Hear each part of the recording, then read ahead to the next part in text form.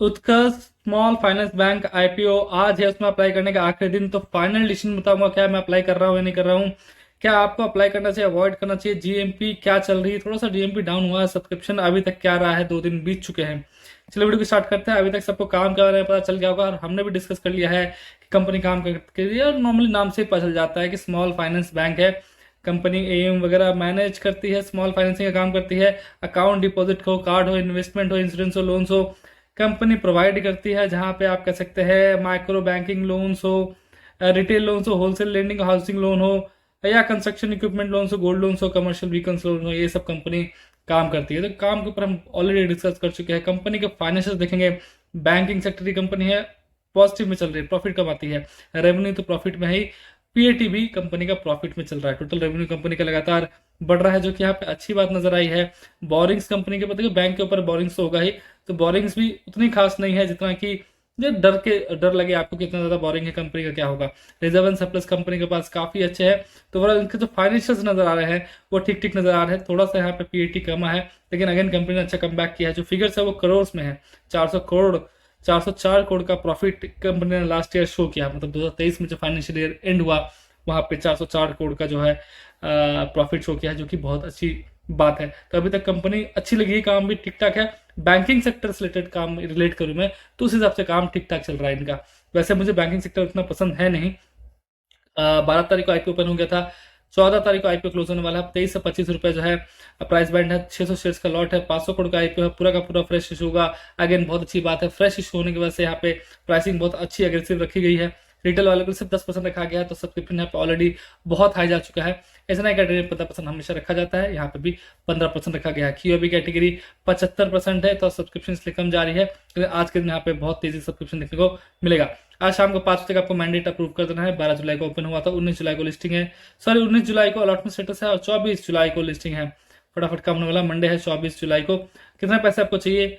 500 shares का एक price है, 600 शेयर्स है यहाँ पे, और जो है 15,000 रुपये आपको चाहिए होंगे यहाँ पे अप्लाई करने के लिए। सॉरी 25 रुपये का एक प्राइस, एक शेयर का प्राइस जो है 25 रुपये है। 600 शेयर्स आपको मिलेंगे, और 15,000 रुपये पूछेंगे रिटेल कैटेगरी में अप्लाई करने के लिए एक लॉट पे। उसके बाद स्मॉल एस में 14 लॉट अप्लाई करेंगे, 8,400 शेयर्स मिल जाएंगे, 2,10,000 रुपये आपको चाहिए होंगे। उसके बाद बिग एच में 67 शेयर्स, 40,200 शेयर्स मिल जाएंगे, 10 लाख का 5,000 रुपये। बाकी किसी में अप्लाई मत कीजिएगा, आपको मिलेगा नहीं अलॉटमेंट। या तो एक लॉट के लिए अप्लाई कीजिए, या 14 या 67, जैसे वही आपके पास पैसे हैं। बाकी के ऊपर मैं हमेशा डिस्कस करता हूँ कि क्यों इनमें अप्लाई नहीं करना चाहिए, क्योंकि आपको 2, 3, 4 या 13 लॉट तक आपको कभी भी पैसे नहीं लगने वाले। मतलब कभी भी आपको अलॉटमेंट नहीं मिलेगा उतने लॉट का, हमेशा मिलेगा तो एक का मिलेगा, या 14 का मिलेगा, या 67 का मिलेगा। इन केस ओवर सब्सक्राइब हो जाता है, क्योंकि ऑलरेडी ओवर सब्सक्राइब है, तो प्लीज आप बिड मत कीजिएगा, पैसे अटकाने का कोई मतलब बनता नहीं है। 84.75% इसका अभी कह सकते हैं प्रोमोटर के पास होल्डिंग है। 69.28% तक गिर जाएगी। केफिन टेक्नोलॉजीज का रजिस्ट्रार है। अलॉटमेंट स्टेटस यहाँ पे देख पाएंगे। जीएमपी अभी तक थोड़ा सा लो गई है, कल के दिन थोड़ा सा गिरी थी जीएमपी 14 रुपये। देखिए 1-2 रुपये का जो ये चीज चल रहा है, 1-2 रुपये, ये तो लिस्टिंग के दिन ही इतना ऊपर नीचे हो जाएगा, तो 1-2 रुपये के चक्कर में हमको सोचना नहीं है। लगभग आप कह सकते हैं जीएमपी स्टेबल है, आपको आराम से 50% के ऊपर का गेन यहाँ पे देखने को मिल जाएगा लिस्टिंग के दिन। तो प्रॉफिट यहाँ पे अच्छा खासा होने वाला है। जीएमपी 1-2 रुपये भी ऊपर नीचे हो रहा है, क्योंकि प्राइसिंग बहुत ही कम है, सिर्फ 25 रुपये। तो परसेंटेज में ऊपर नीचे बहुत ज्यादा हो रहा है, लेकिन हमको उस पर ध्यान देना नहीं है, इतना हम मैनेज कर लेंगे, ठीक है, इतना तो हम लिस्टिंग के दिन हो जाएगा। तो अल्टीमेटली प्रॉफिट अच्छा खासा यहाँ पे मिलने वाला है। जो अभी तक आप सब्सक्रिप्शन अपने स्क्रीन पे देख पा रहे हैं, बहुत ही मैसिवली सब्सक्राइब किया गया है। जहाँ पे 500 करोड़ के आईपीओ में यहाँ पे 4,904 करोड़ रुपीज डाल दिए गए हैं। आई गेस यहाँ पे 10,000 करोड़ रुपीज और डाले जाएंगे, यहाँ तो 15,000 करोड़ रुपए सिर्फ और सिर्फ आप कह सकते हैं इस आईपीओ में मतलब फंसे होंगे, एक्चुअली बैंक अकाउंट में अटके होंगे। रिटेल कैटेगरी में सिर्फ 10% रखने के कारण यहाँ पे 40 गुना यहाँ पे एप्लीकेशन देखने को मिल रही है। आराम से यहाँ पे हो सकता है 70 से 80 गुना यहाँ पे एप्लीकेशन देखने को मिले।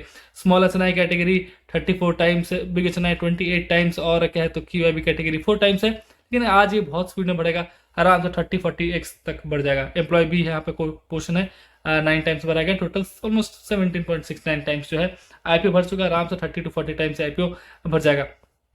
पी जो लेकर आया है ये लोग कंपनी का बहुत ही लो निकल के आया है। अभी तक आपको शायद ये पता चल गई होगी, बहुत ही लो पी पे कंपनी अपना वैल्यूएशन लगाया है 6.78। इसलिए उतना अच्छा कंपनी ना होते हुए, नहीं कि मैं हमेशा कहता हूँ बैंकिंग सेक्टर में सिर्फ देखेंगे तो ठीक है, स्मॉल फाइनेंसिंग में कंपनी ठीक कर रही है क्योंकि सेकंड लार्जेस्ट एयूएम जो कंपनी मैनेज कर रही है। लेकिन ओवरऑल बैंकिंग सेक्टर बहुत ही वल्नरेबल होता है, और स्पेशली ऐसे छोटे स्मॉल फाइनेंस बैंक, एक घोटाला निकल के आ जाएगा, एक कोई बड़ा डिफॉल्टर निकल के आएगा, इनके शेयर प्राइसेस बहुत गिर जाते हैं। तो ऑलरेडी ये लोग थोड़ा लो पेज पे लेके आए हैं ताकि आईपीओ हिट करने वाला कोई पैसा यहाँ पे नहीं लगाने वाला है। अर्निंग पर शेयर वगैरह आप सब देख पा रहे होंगे। सूर्योदय करके एक आया था, यहाँ पे दिखा देता हूँ मैं आपको। सूर्योदय स्मॉल फाइनेंस बैंक का आईपीओ आया था 2021 में। ठीक है, इसके बारे में हमेशा मैं डिस्कस करता रहा हूँ। 305 के प्राइस पर लाया था, जो कि अगेन हायर था। आज के दिन नहीं है, इसका P22.90 है। अगर 305 के प्राइस पर तब ला गया था, अभी 171 ऐसा कुछ ट्रेड कर रहा है, तब कि banking sector all time high पे चल रहा है, तब जाके 171 पे, वरना 50% लॉस के साथ 150 के आसपास ही चला गया था।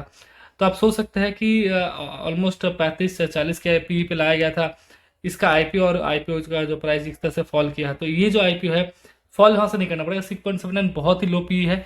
बाकी बैंकों का भी आप साथ में देख पा रहे होंगे, बहुत ही लो पी है, तो इससे ज़्यादा फॉल करने की कोई उम्मीद नहीं है। तो लिस्टिंग गेन ही होगा, लॉस होने की बहुत कम ज़्यादा उम्मीद है। थोड़ा बहुत प्राइसेस ऊपर भी जा सकते हैं। तो मैं तो यहाँ पे अप्लाई कर रहा हूँ, लेकिन सिर्फ और सिर्फ लिस्टिंग गेन के लिए अप्लाई कर रहा हूँ, सिर्फ और सिर्फ लिस्टिंग गेन के लिए। अगेन मैं बोल दूँ, मैं बैंकिंग सेक्टर में HDFC बैंक हो बस उसी पे मेरा रहता है, उसके अलावा मैं किसी बैंक पर नहीं ध्यान देता हूँ। मुझे वो काफ़ी बैंक पर भरोसा है, बाकी स्मॉल फाइनेंस बैंक पे तो बिल्कुल भी ध्यान नहीं दे रहा है, क्योंकि जीएमपी बहुत अच्छी चल रही है। लिस्टिंग गेन लो, चुपचाप एग्जिट कर जाओ, बाकी कुछ सोचो ही मत, यहाँ पर सोचने लायक कुछ है भी नहीं मेरे लिए। ठीक है, आप क्या सोचते हैं आप कमेंट करके बता सकते हैं। बहुत लोग कमेंट कर रहे हैं कि भाई मिलता तो है नहीं, क्या करे क्या करे। देखिए, मैं ये नहीं कहता कि आईपीओ के लिए पैसा अलग से आप रखे रहिए, 2 लाख रुपए रखे रहिए हमेशा, उस पर लो इंटरेस्ट कमाइए। आपके अकाउंट में अगर पैसे हैं तो बिड कीजिए, अगर आपके पास 7 दिन कोई काम नहीं है तो बिड कीजिए।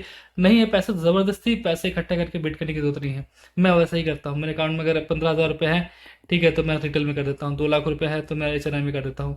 मुझे इस पैसे का कोई काम नहीं, 8-10 दिन तक तो ही मैं बिड करता हूँ। कोई काम है तो मैं ये देख लेता हूँ मुझे कितना काम होता है, निकाल के फिर कितने पैसे बचे उसी हिसाब से मैं बिड करता हूँ। तो आपको भी मैं वही सजेस्ट करूंगा, अलग से कुछ करने की जरूरत नहीं। बिड कर दिया, ठीक है, लगा नहीं लगा, अलॉटमेंट चेक कर लिया, मिल गया तो ठीक है। जहाँ पे जीएमपी हाई चले वहाँ पे पैसा लगाओ, पैसा कमाओ, चुपचाप वहां से निकल जाओ। सिंपल सी बात है। कुछ आईपीओ जैसे होता है जहाँ पर लॉन्ग टर्म का फायदा होता है, वहाँ पर लॉन्ग टर्म में होल्ड कर सकते हैं। वैसे लिस्टिंग अगर अच्छी आपको मिल गई है तो आप गेन लेके निकलने में फायदा है। बाकी उसकी उस पैसे का आप बेटर यूज कर सकते हैं, अगर दूसरे आईपीओ में लगा सकते हैं, ETC कर सकते हैं। तो मैं तो लिस्टिंग गेन के लिए लगाता हूँ। एनीवेज, आप क्या कर रहे हैं आप कमेंट करके बता सकते हैं हमें। वीडियो अच्छी लगी तो लाइक कीजिए, चैनल को सब्सक्राइब कीजिए। वीडियो देखने के लिए बहुत बहुत थैंक्स।